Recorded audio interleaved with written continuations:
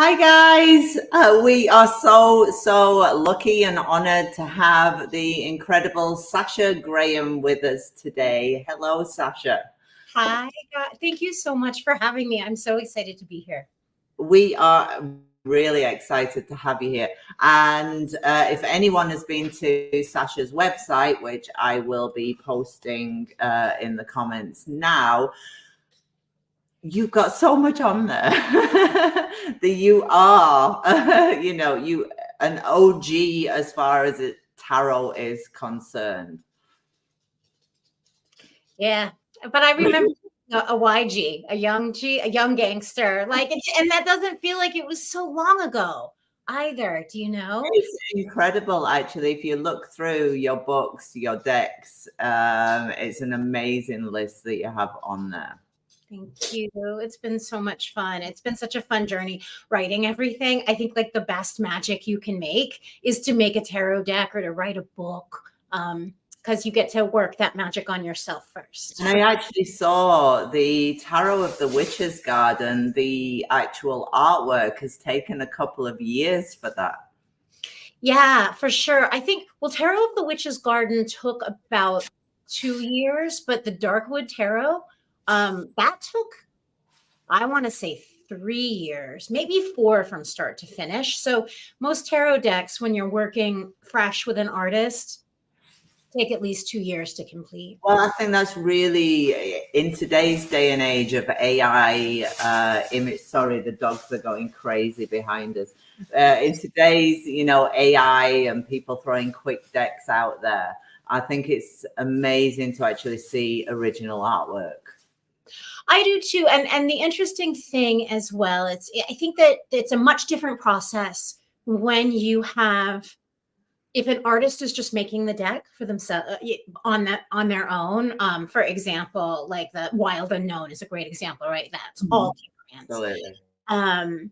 And then it's a different evolution of a tarot when you have a writer who sought out the artist to bring their vision to life. So what happens, what it feels like for me is that the project evolves as it goes, right? As it moves, as the cards come into being, and therefore not always. I think it's just, I don't know.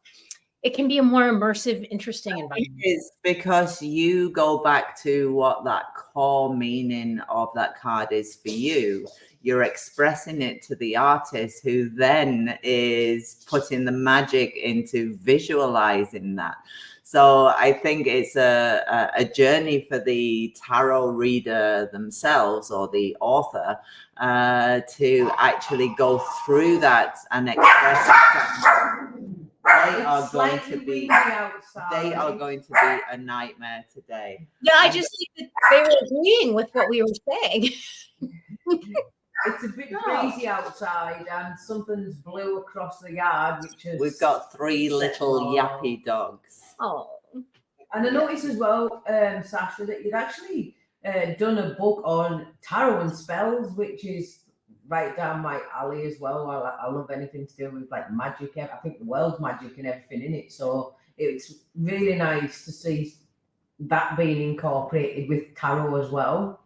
Thank you. It's a funny thing. I tarot and magic are so connected. Like I think to work with tarot is magic.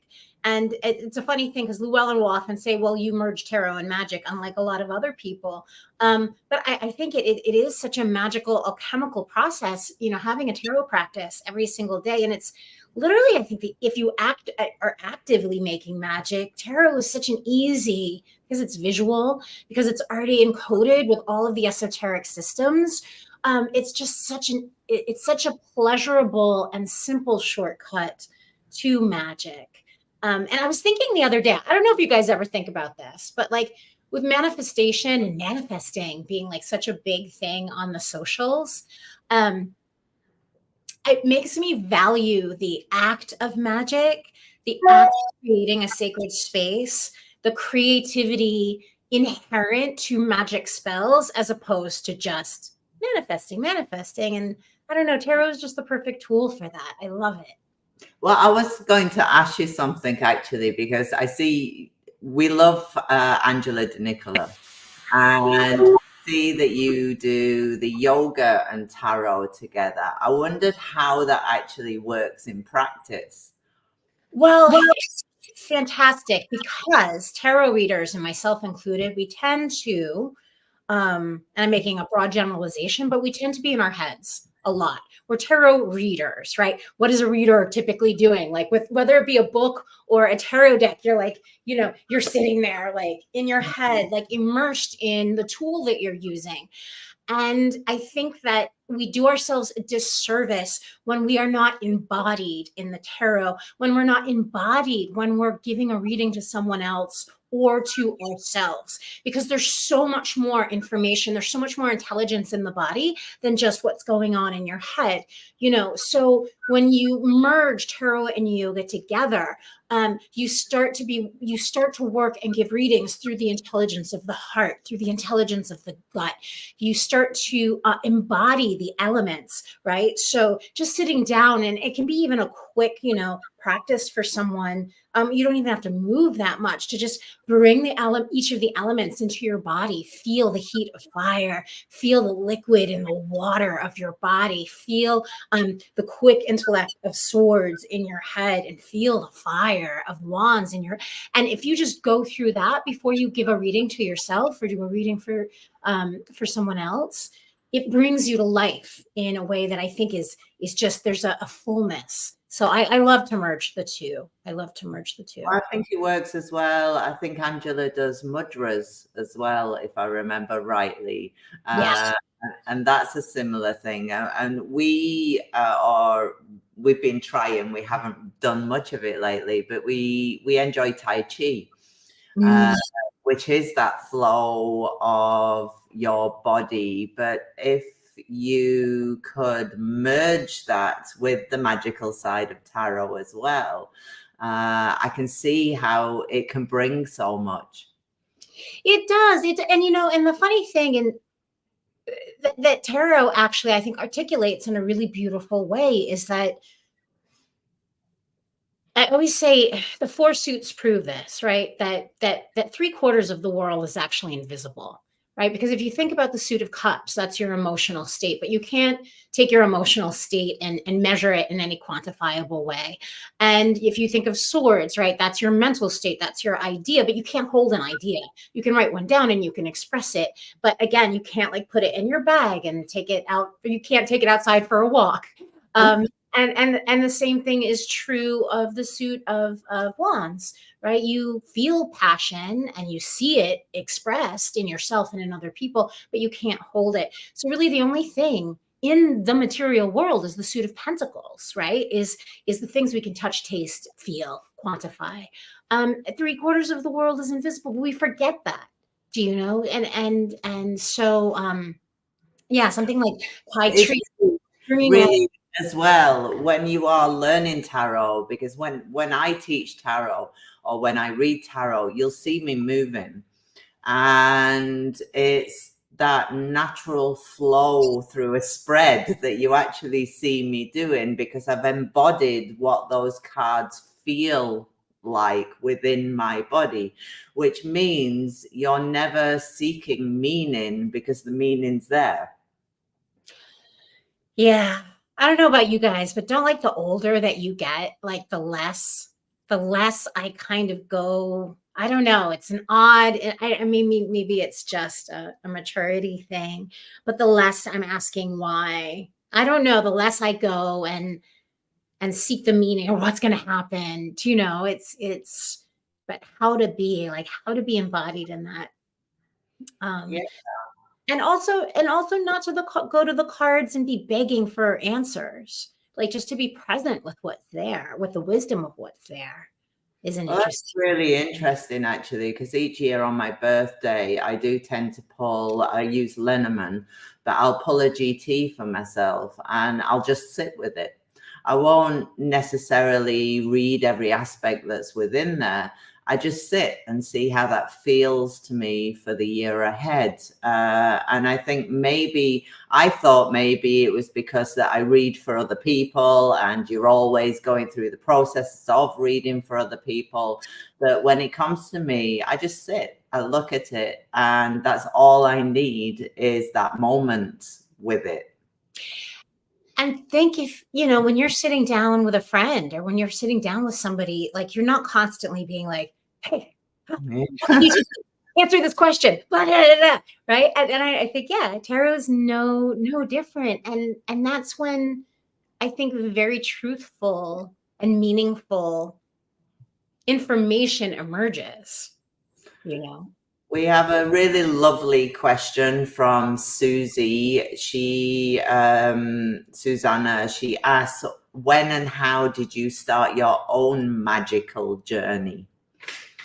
Oh, well, I'm a Halloween baby, so I did always feel like I was a witch.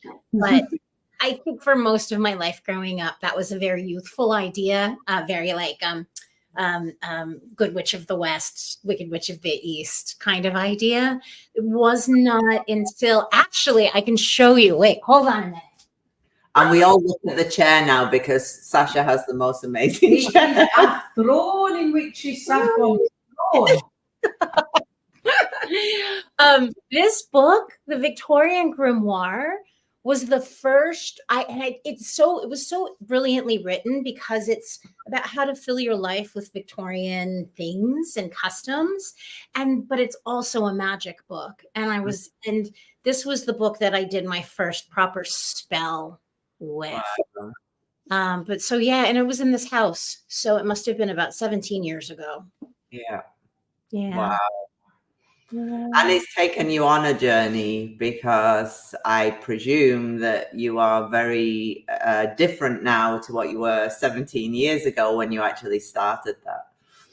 Yeah, I mean, of course, right? I like to think that I'm more. I like to think that magical practice, a tarot practice, brings out more of who you actually are. So I'm different for sure, but I hope that I'm a more fully realized version of myself. Well, I think it makes you more authentic because you, if you sit with your cards, you know automatically just by sitting with them what you want and who you are, not by reading them, but by understanding your reaction to them.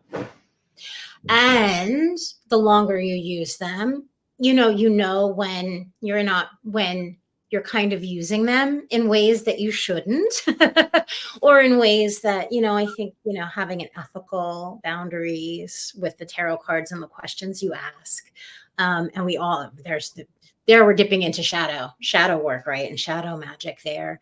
But because tarot is such a wonderful mirror, and again, back to the idea of like sitting down with your friend, are you sitting down for a gossip session or like get information that is probably none of your business? Or are you sitting down and having like a really great conversation? Yeah.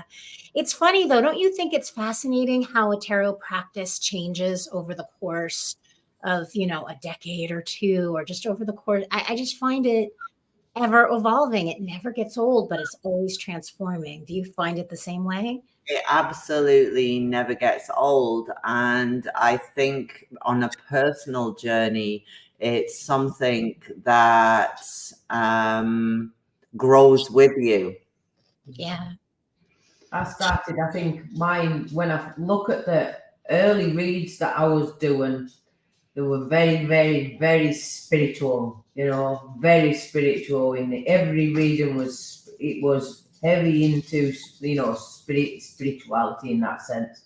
And as time's gone on, they became a lot more practical in the nature. And I use other systems as well now for the spiritual aspect. I'll, even so much as I don't really even use anything but mediumship to get that spiritual kind of insight coming in now. Whereas before I was very reliant upon, but very much it was that spirituality that was, right. Even the way that I wrote was very, spiritual. So it's like your best friend, because no matter what point of life you're in, if you are wanting to see it through that lens of practicality, then you do. If you're wanting to see it through the lens of, yourself and inside and how you're developing maybe on your journey than you do. It's just that constant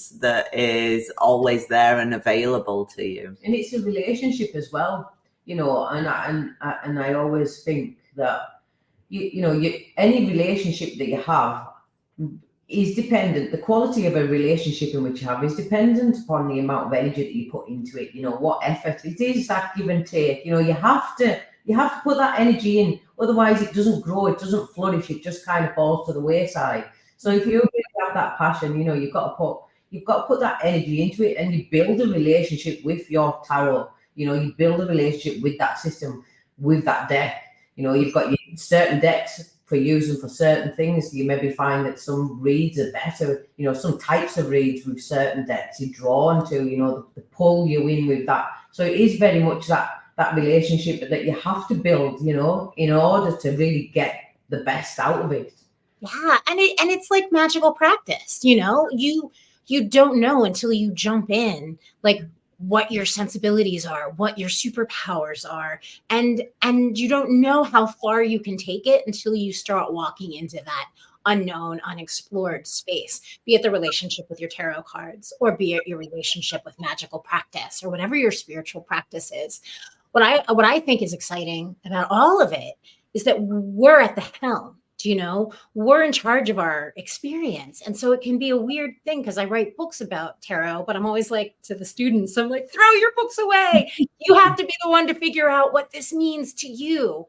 And so it is very much a solitary, initiatory. I always call it being like the Indiana Jones of your magical experience, you know, here on Earth. But I think it's exhilarating. And we all have our own quirks with it as well. We all have our quirks of how we like to work with our tools. Mm-hmm. We were talking before, and I was saying every time I get a new tarot deck, I can't shuffle it until I've sat and gone through every single card and felt the imagery within it, and felt that reference to the Rider-Waite-Smith, if that's what people read with, but, you know, felt the artist's visualization of what that core is. So that's my quirk. Every single tarot deck that I get, I have to do that for every single thing. But I think we all develop those things as we are practicing. Agreed. And that's when we notice when weird things happen. Like I had a random tarot deck start to literally, and this has never happened before, was literally starting to like kind of talk to me. It was a deck I never thought I was ever going to, like Llewellyn had sent it to me. I never thought I was going to work with it. And literally, I feel like there's an embodied spirit speaking to me through this card. And I'm still trying to figure out these cards. I'm figuring out, I only pull one a day. Yeah. Amazing. I actually have an old favorite here. It's the Tarot of a Moon Garden. And the funny thing about this is I think I got it. I was living on my own. I was early 20s, and I did a lot of reads with it over the years. But you can see they're all a similar color. But there's one card that has darkened, and only one of them. And the whole card itself has changed a different color to the others. You'll see this one's lighter around the edges, but the death card, you can't see it so much on camera, but it's gone really, really dark. And it's the only one of my decks where one card has changed. So, yeah. So it's similar to yours of it talking to you. It's like, all right, then, you know, this is something special that I haven't had in another deck before, something new that I've not experienced before, that let's see what this actually brings to us. But I've also had decks that sing to me. You know, I'll go over to my cupboard to get a deck out. And I was working with Thoth a lot. I was in my 30s and I was reading with that. And it used to come out with the, what's the Darth Vader song? Dum, dum, dum, dum. And it's like, oh, I need to use that one today. I've never heard of a tarot deck singing to anyone. That's so fabulous. It's a theme tune. It's the only one that has a theme tune. Buzz. Yeah, I know when I'm using the right deck. I always use my hands to feel which one, because sometimes I'll have about 4 and before I do a reading for someone, and I'll know because the deck actually literally like vibrates in my hands, and that's the one. But if I'm using any others, it's like, you know, getting these answers, you know, the one that's actually buzzing, humming in your hands is the one to really go for. And at that point, it's up and away, isn't it? Yeah. So we have Miss Moonlight is saying the Haunted House Tarot is one of my top 5 of all time. Thank you, Sasha, for making the video guidebook for it. That was really, really, it makes me really sad that I didn't have an opportunity to make a big guidebook for that deck like I would do for Llewellyn, because it's a low Scarabeo deck. So yay, thank you. I'm so happy. But you do have the Darkwood Tarot behind you there, sitting on the bookshelf. Yes. And you also have the Tarot of the Witch's Garden. They're both Llewellyn, I believe. Mm-hmm. They are. And then I've got the Vampire Tarot coming out, I believe, in 2025. And that's with Abigail, Darkwood Tarot artist Abigail Larson. And I'm really obsessed with vampires and really excited about that deck. We were talking about vampires. I can't remember what I said. I think every house needs a vampire or something. Agreed. We're also watching the originals, and we're on season. Yeah, binge watching the originals. Witches, we love like anything like that. We have a lot of questions. Yes, Miss Moonlight, the Tarot of the Moon Garden was just re-released. It's released in a slimmer, with no borders. Mine's the old one.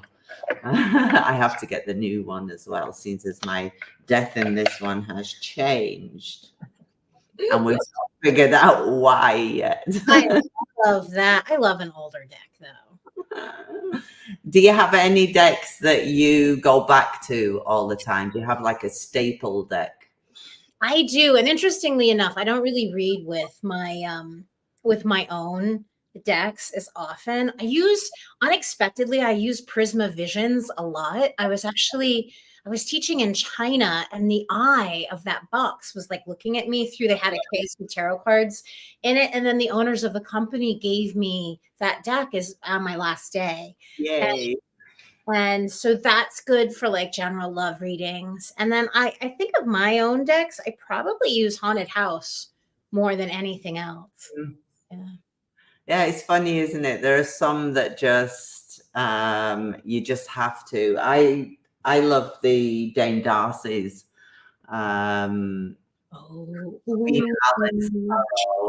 like that one. It spills the tea, that one. It's drama in a box. If you I love that. Well, it's good if you're watching reality shows, because you know, you can lay your cards, watching your reality show, asking the tea what's going to happen, and Dame Darcy spills it. I've actually been using Andre Aste's Book of Shadows Tarot, and I don't use it with readings, because when I'm doing readings, I'm just streaming, continuously shuffling. But I like actually for myself just pulling the cards, and because of they're like cartoon. Yeah. And I really kind of like, you know, the difference. And then there's a 7 of Swords. It's just really kind of fun and nice. And I think for myself, for a different kind of read. Like, and Andre Aste is such an amazing person. I think you can tell, especially with your decks as well, you can tell where it's come from, the place, the intention in which the author and the artist have worked together. I think you can feel that in a deck. Andre, he's so amazing, and it's such a great, it's such a great that all of his artwork is such a great extension of his personality. I mean, he literally looks as if he's sprung from one of his decks. Exactly. That's so true, isn't it? He is absolute. The only term I can use for him is he is magical, and he is the most beautiful human beings, I think. He's great. It's so much fun, and he's vibrant, and that's what I love about the colorings and stuff within the deck, because it brings that vibrancy. It's him, like you say, put forth, and it's beautiful. I love it. And you are speaking at Reader's Studio this year. What is your topic? It is not yet unveiled, but I can pretty much tell you that it will have something to do with shadow work. It will have to do with the paranormal and ghosts. Oh, yeah. And bringing we in if it has to do with paranormal, ghosts, and shadow work, we are absolutely in. Yeah, you're not going to get out of one of my classes without brushing up against that stuff. I love shadow work. I think shadow work's actually, part of everybody. You automatically want to cast away that shadow that you have within you. You want to discard the bits of yourself that you don't like. Them bits that don't really quite make you comfortable. But they are you equally as much as you as what those positive aspects are. Take your shadow down the park and push it on swings is what I say. Really play with it. Really, embrace that, because it is you. It's you in all of your glory. The good, the bad, the ugly, that is you. And when you come to terms with that and accept it and actually work with it, because it is there for a reason, and it helps you grow. And I think, shadow work's really important. I think what's going to be interesting, you have a workshop coming up on shadow and love. That is a combination. Well, imagine if we could really dive in to all of that love shadow stuff. Imagine. So the one you're talking about is going to be, it's taking place in February in New York City. So we wanted to blend it together with Valentine's Day. But I think that is the magic that transforms ourselves in the world most innately. Do you know? And I mean, on the lightest bit of shadow work, like if you're not sitting down to a tarot reading, walking away with information that is utterly new to you, right? Then what's the point? And I feel like going into that shadow place, being really honest with yourself, just kind of turns you into a warrior. Then that alchemicalizes. I don't know if that's but the rest of your life, and especially love and shadow work. I mean, isn't that really the heart of everything? Of every person? Do you know, if we could come from places of love for ourselves and for others, the world would be a vastly different place. We know this as magicians. Do you know? There's enough of everything to go around. There's absolutely, it's the answer right there. That's why I made the Darkwood Tarot. I love shadow work. I'm happy to hear you say that. Absolutely. Okay, so I think we're going to have to pull a few cards for people. I will don out questions and we'll pull a few cards and see what we can get. We have Jane, if you want to take Beaver of the Polar. My question is, what is the future of my love life in 2024?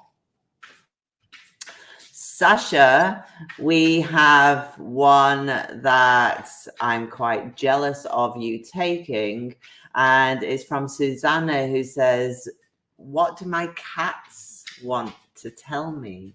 What message do my animals have? She has two cats, Zava and Yvette. Can I go? You can go. Fever of the Polar, the 2024 in your love life. You're going to actually be really seeing yourself for, truly what you're worth, and actually taking yourself back as well, reminding yourself of loves that have worked, loves that haven't. But I do feel like you really connect more with yourself and seeing the abundance of. You could be getting a message from somebody in your past, which, talking about aspects of what hasn't worked before, possibly as well, looking at what, the burdens of love and the anxiety that actually brings, because everybody wants love in their lives, but everybody's scared to be feeling that love at the same time. So it's actually really understanding the fundamentals within yourself from that.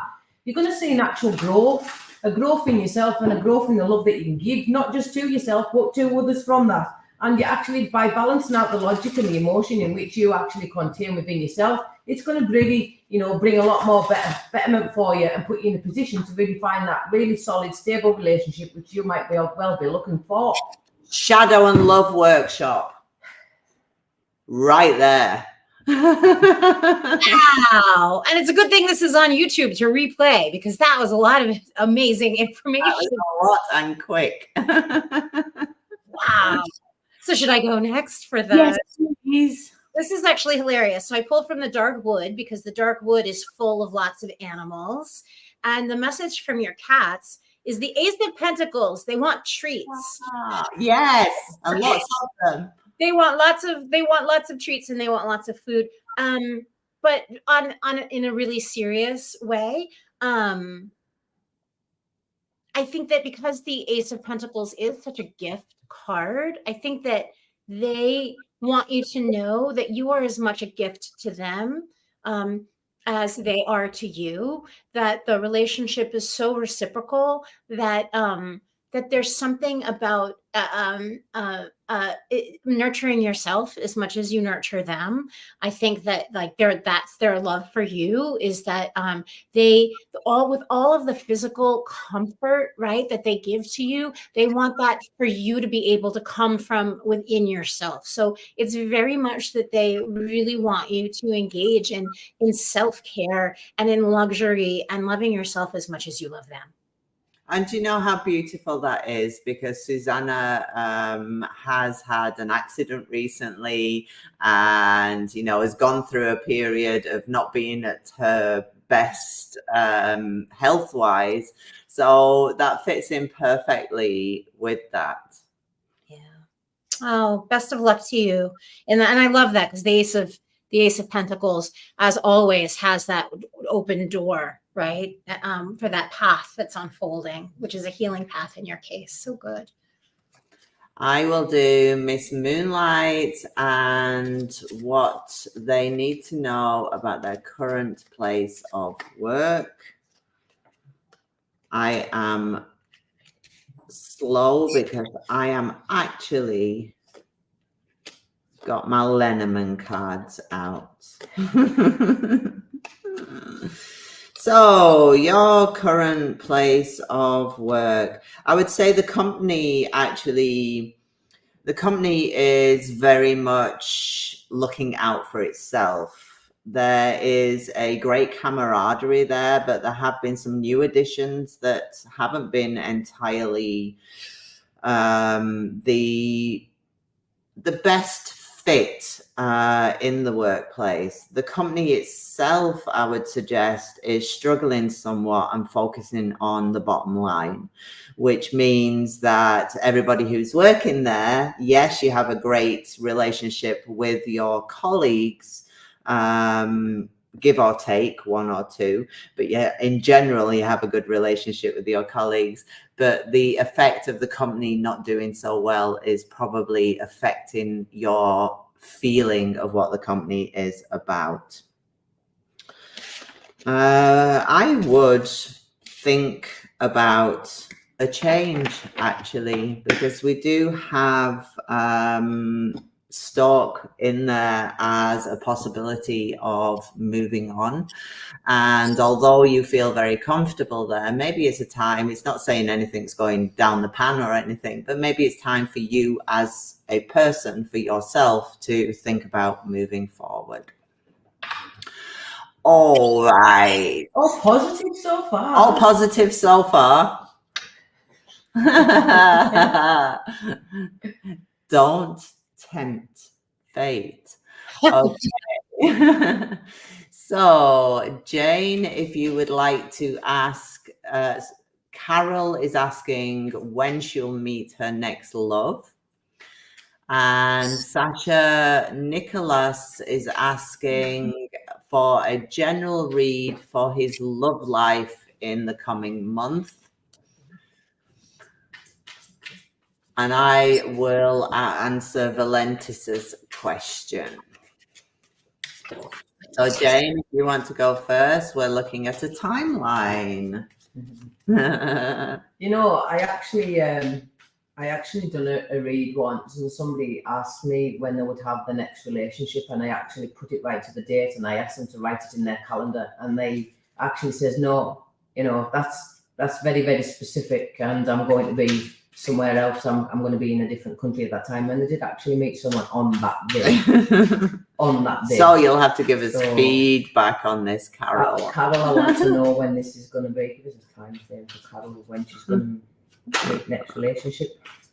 So again, I've had within 5, I would say you're going to have a choice between 2. So within the next, you're going to meet one person in 5 months and one person in 6 months, and then I'd say there's a 2-week crossover of where you really need to understand or look within yourself about which one. So I would say there's a potential for dating 2 people. 5 months from now, 6 months from now, you'll need to make a choice of those 2 about which one's actually bringing more to the table for you, and what actually fills your soul more than anything. So you will have options. You've got options, not just one. It's options. Options. No, options of multiples. So Sasha, you are with Nicholas, and a general read for his love life.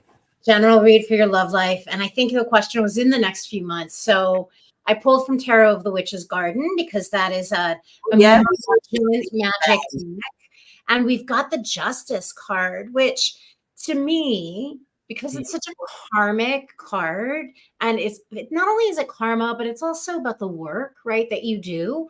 I think that, first of all, it's a major arcana card, so obviously love is in the air. However, the question, I think, is what sort of love are you bringing into yourself? And so I think that the answer there is to do the work of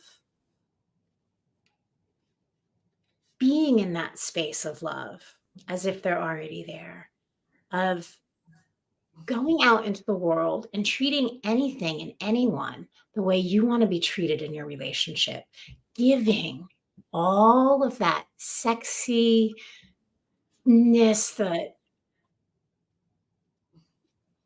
the love, all of it into the world, put it into the work that you do, literally become that thing that is so cherished and so loved. And with that, I think that it will just come kind of rushing in to you, kind of like a waterfall. But you might not even want to think of it in the terms of love, right? Just putting your whole self into all of the work that you do is going to bring that in.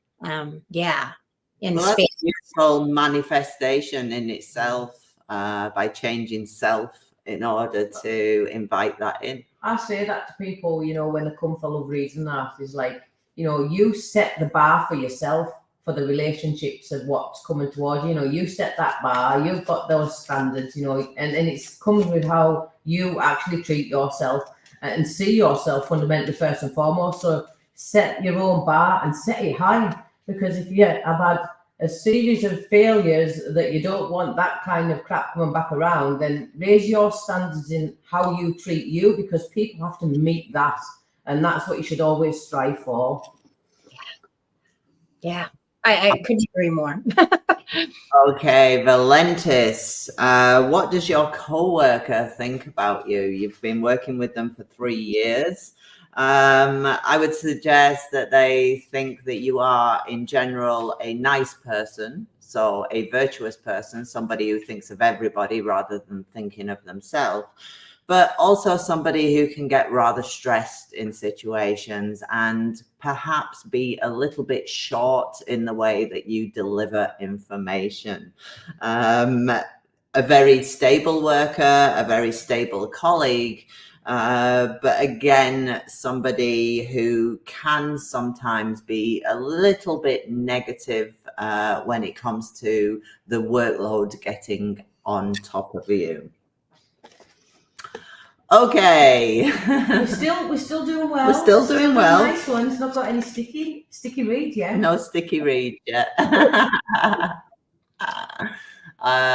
Miss Moonlight says, is there a collab for Tony and Sasha in the future? A Lenormand Tarot combo, maybe. She's manifesting an artistic collaboration. Yeah. Nice. You never know. Never say never. Okay, so we've got a lot of vampire comments. Okay, Jane. A general read for D. And Sasha, we have, if I pronounce the name wrong, I apologize. Taze, will my brother be able to transition his career into the artistic field? His name is Flavio. So will he transition into the artistic field? Jane, do you want to go ahead? Yes, Dee, I've asked for the general read for you, but I've actually set a timeline for the next 3 months because a general read, it could be like generally 10 years down the line. So I've asked for what's going to be happening generally in your life for the next 3 months. And you're going to be kind of holding on to things. You're still kind of hanging on. I suggest it's going to be, or that you're going through currently a period of instability. If not, it is going to be hitting, but it is really, you know, it's taking you back to a time in which you're really not wanting to revisit. It's, you know, it's bringing feelings back of when you must have felt within yourself, either you felt cheated by something, a situation that you remember. And so remember, when I'm talking about this, it's like you're visiting Trigger City, basically. But within that, you know, you really needing to find a way, or you will be finding a way, should I say, to really use those triggers to really motivate you going forward. You're going to be looking at releasing a lot of the burdens with which you're feeling for the next 3 months. It's a process of that. One of the aspects being you're not really sure of what to offload first. However, you know, what the advice with regards to that is being like, see situations clearly for how they are, and actually the ones that's going to bring you more security and more stability. So the stuff that isn't bringing you stability, get shot of first. The things that's actually make you feel secure, keep a hold of, because that's what's going to help you when you're feeling most insecure within yourself. Yay. Susanna says, the cats, it's funny, they know there is chicken in the cupboard. It's 100% true. They want it now. Now, mama, now. So, Sasha, you have a read for Flavia and whether he'll be able to transition into the artistic field. Yes. So I picked from Tarot of the Haunted House because I haven't used that deck yet. And we got the Tower, which I love the Tower. I don't ever, I mean, and especially in a question like this, is to transition, you know, into something that, into a creative field, which is presumably a really big deal. I think that it has to be done. I think it has to be done like a Band-Aid ripped off. I think that it's really about the Tower always is about getting rid of what never worked to begin with. The quicker that they can do everything that they can to make that transition, expect that people will probably be upset. But that's their problem, not Flavio's problem. And that the explosiveness, right, in the Tower can actually be harnessed. That is a lot of energy in that lightning bolt. So when that decision is made and when that step is taken, you've got, tell Flavio, balls to the walls, baby. Like, break down, burn down that house and step into the life that has always been waiting for you, that wants to come out of you. any I way. love that. I absolutely love that. When I was moving from Germany to Northern Ireland, I got the tower consistently. And it is that it's not an easy transition. But if you're changing from a standard 9 to 5 to something perhaps self-employed, even with an artistic side, then, that tower's gotta happen. Sometimes you've got to make that tower as well. You are that tower. Embody it. You've got to roll with that one. Tower followed by chariot. Ooh. Let's do it.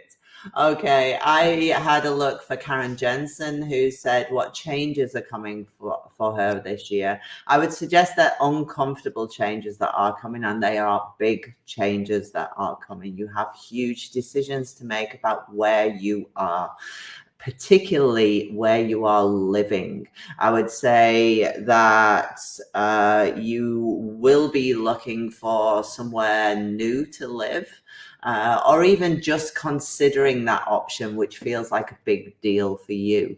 Bit like Sasha's tarot tower, we have a lot of the cards in the Lenormand that would suggest the same, that there is that breaking down of what you know so far in order to build a fresh life for yourself. And these transitions aren't the most comfortable at times, but it's ones that actually will, set like me. I'm in Northern Ireland now, living a completely different life to what I was living 2 years ago. But it's that kind of year for you that it is going to be somewhat uncomfortable in the changes, but they're ones that are necessary for you moving forward, and mostly regarding where you are living. Okay. That was 3 there. We had 6 greats, 3, a bit of instability going on.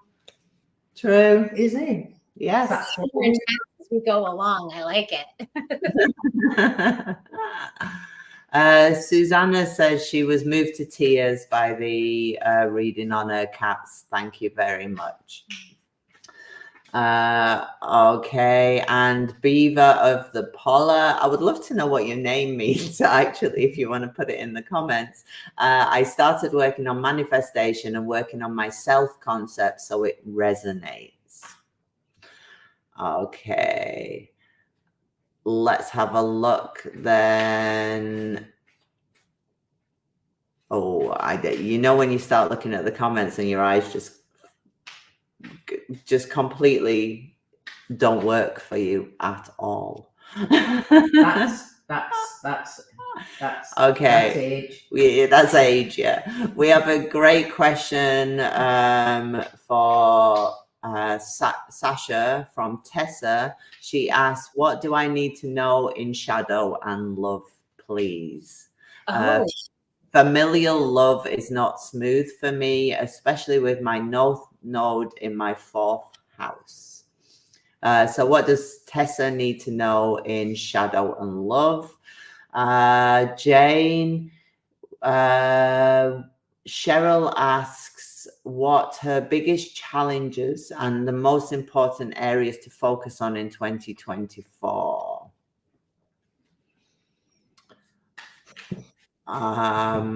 Okay, Sasha, do you want to go first this time? Yeah. So I pulled, obviously, with using the dark wood for shadow and love, and it's really interesting because I actually pulled you 2 major arcana cards popped up. First being the Fool, and I think that there is. I don't normally align the Fool with the idea of being foolish or putting because I like a more embodied idea of the Fool card, but I think in the context of your question, and I think that because the Fool, in a sense, is so vulnerable, because the Fool is fresh. The Fool is like the first breath of tarot, right? Everything in tarot exists. All of the cards exist inside the Fool. And there is an implicit vulnerability with which the Fool is usually illustrated, which is at the top of a a mountain range kind of descending down into the material plane. So I think that your shadow work, Do With Love, is implicitly in ideas of vulnerability, of the ability to enter into a love relationship, not only with others, but with yourself in a place that is authentically fresh and not pre-programmed with the experiences that you've already had. It's a great thing to remember. The fool, what's hanging in the fool's backpack or bag, is only the things they need, only the previous experience that they require moving forward. No, none of that extra stuff. None of that extra things that other people have told us about ourselves. None of those extra ideas that maybe we misunderstood. And so I think that for you, there should also be a willingness to move into those places of madness, of optimism, and fully exploring those places where maybe you get a little bit crazy, and give yourself permission to go crazy. Give yourself permission to be vulnerable. Give yourself permission to be really uncomfortable in the way that you love yourself and allow yourself to be loved by others. I think that is your shadow work first and foremost. And the card that came after that was Temperance, which is the card of complexity. The beautiful thing about shadow work is when you uncover something, whether it be horrible or whether it be wonderful that you've been holding back for yourself, the ability to hold good, bad, light, dark, all of those things together without picking one over the other, but just being with it creates the complexity for your life. So yeah, that is a big task, I think, for you. But like we were saying earlier, it's the greatest work that we can do for ourselves. I hope that made sense. Absolutely. I was in on that. Were you? I was. I was like, oh, hell yes. I'm all for it. Absolutely. Well, when you start speaking about the Fool as well, and the baggage, and not having that baggage with you, when you do go into a new relationship, it's very hard not to have those triggers with you, not to have any of those experiences with you moving forward. But I was also thinking at the same time, wow, that's a really big job. Huge jump. It is huge. It's not, but I think vulnerability, right? That's the toughest. That's the hardest. I think I need to lay down after that one. I think that Fool card, with the Fool card as well, he's got that little, thing over his shoulder. And you think about that as a bag of bullshit. We all have our own bag of bullshit that we have to carry. Do we need to carry anybody else's? That's theirs to carry. So like what you're taking forth for you moving forward, make sure it's just your own and you're not carrying somebody else's, because that's their load to hold. Mm-hmm. Preach. Amen. I'll just answer Cheryl quickly. She asked about the certification program. We do have them running actually at the minute. If you want to send me an email, tony@thecardgeek.co.uk, or go onto the World Divination Association website and send us an email through there. I can explain everything to you. Who have you got? I had Cheryl, so she wants to know what's coming for her, what she's up against in 2024. Oh, which yeah. is one question, but what she should focus on. So what I did was I used my deck to show what she should focus on, and then I'll do the read of what she's going to be up against. So what she should really be focusing on, we have connect, fluidity, filter, and success. So for me, that's really, you've got to connect to things that's going to make you expand, connect to that kind of flow that's really expansive within yourself, actually filtering out the things that are actually blocking anything coming to fruition. So anything that's holding you back from being successful in any way, whether that's been stopping you being able to do your housework or stopping you being able to reach the pinnacle of what you're looking for in your career, you need to really start filtering that things out so you can really expand in the ways in which you're wanting to grow this year. What you're going to be up against, Cheryl, is there's going to be a bit of an inequality, and there's going to be at times where you're going to really be suffering to maintain that balance within yourself, because it's going to really trigger some anxieties within you.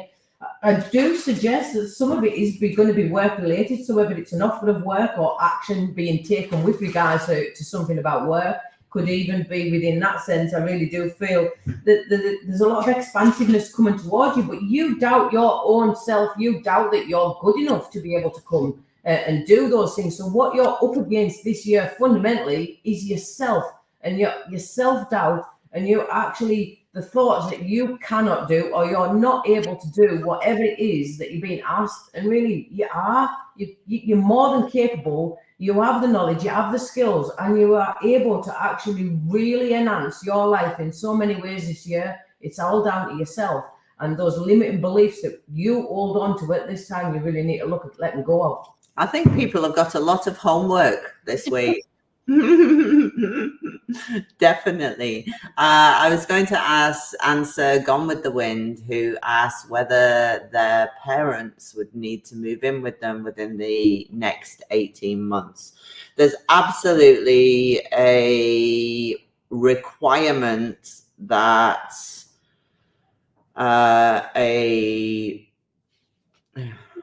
there's the requirement that a move is made for your parents. However, you're going to be looking at more than one option. It's not just going to be they will have to move in with you. You are going to look around and see what's available. I don't know at what age they are, but there are cards to suggest a home or some place where there's more than obviously just your mom and dad. But yes, absolutely, within the coming 18 months you're going to have to find a direction for them as far as their living situation is concerned. Right. Right, we've had some, haven't we? We've had some. Okay. Tessa says, thank you so much. It absolutely makes sense. It's a big job. It's totally true. I will take it on this challenge. Thank you all. The tarot of the haunted house is so beautiful. Absolutely is. They can't say somebody's just joined late, says they can't say they're fussed to have missed all the homework. We're sorry, you all have to-do lists now. But we have our to-do list too, so that's okay. Okay, so I think we are up for the hour.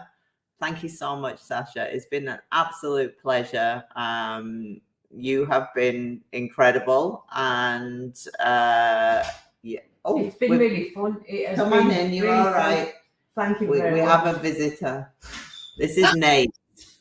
This is our guest, Nate. Yeah, sorry. That's all right. I'm going off now. Right. Say bye to everybody. Bye-bye. Check Sasha's website out. It is in the comments, and you're also on Instagram, sashatarotdiva. I am. And obviously all your workshops are coming up. Yeah. I also have some movies coming out this year too. I've got 3 horror movies coming out. Well, I did see on your Instagram that you had some special guest appearances. So that is absolutely amazing. If you would share with us in the comments afterwards links so that people can find out exactly what that is about. Are there any vampires in?